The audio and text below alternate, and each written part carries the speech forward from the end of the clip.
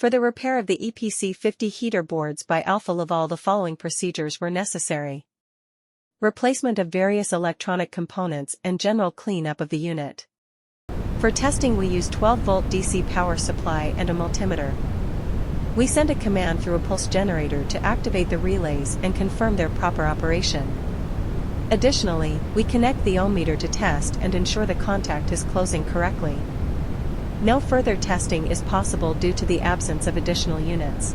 The process is repeated for the other I/O board, using the same operation front module as the previous one.